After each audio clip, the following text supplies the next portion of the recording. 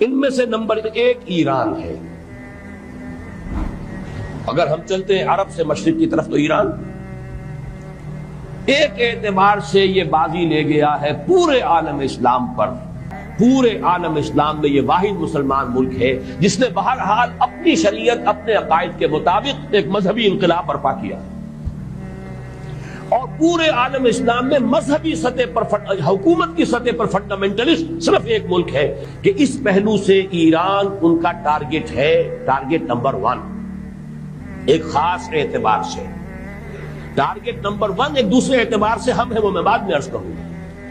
چونکہ حکومت کی سطح پر فنڈامنٹلزم ہے اور وہ آیا ہے ایک عوامی انقلاب کے نتیجے میں، پھر ان کے پاس تیل کی دولت ہے، اس کے خلاف اکنامک سینکشنز بھی ہو جائیں تو اگر لیبیا کھڑا ہو سکتا ہے تو بہرحال وہ بھی کھڑا ہو سکتا ہے، اور نقشہ وہ دنیا کو دکھا چکا ہے کہ لڑا دے ممولے کو شہباز، یہ نقشہ بھی اس نے دکھا دیا۔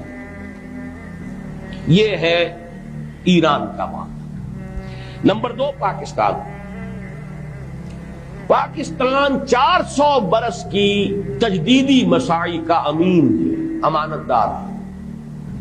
پورے ہندوستان میں مجدد الفسانی رحمت اللہ علیہ، شاہ ولی اللہ دہلوی رحمت اللہ علیہ، سید احمد بریلوی رحمت اللہ علیہ اور ان کا جہاد، پھر اس 20ویں صدی عیسوی میں یا 14ویں صدی ہجری میں علامہ اقبال جیسا مفکر، مولانا مودودی جیسا مصنف، مولانا الیاس جیسا مبلغ، شیخ الہند جیسا مجاہد حریت، پورے عالم اسلام میں ان کا پیرلل کوئی موجود نہیں۔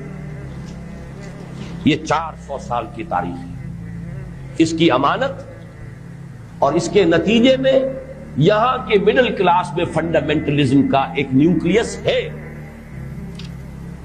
اگرچہ حکومت کی سطح پر کوئی پیش رفت نہیں ہو سکی آج تک، بلکہ اب تو پسپائی ہو رہی ہے، اب پیچھے ہٹ رہے ہیں۔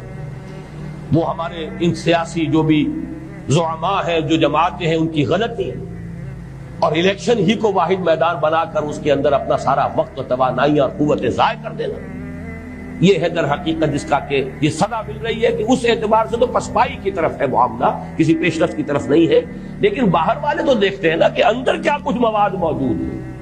اگر مڈل کلاس میں وہ فنڈامنٹلزم کا بارود موجود ہے تو کسی بھی وقت اس کے اندر جو ہے وہ کوئی دھماکہ ہو سکتا ہے۔ دوسری بات جو ان کے لیے ایک اعتبار سے ٹارگٹ نمبر 1 ہمیں بنا رہی ہے وہ ہمارا ایٹمک نو ہاؤ ہے، پورے عالم اسلام میں اور کسی کے پاس نہیں۔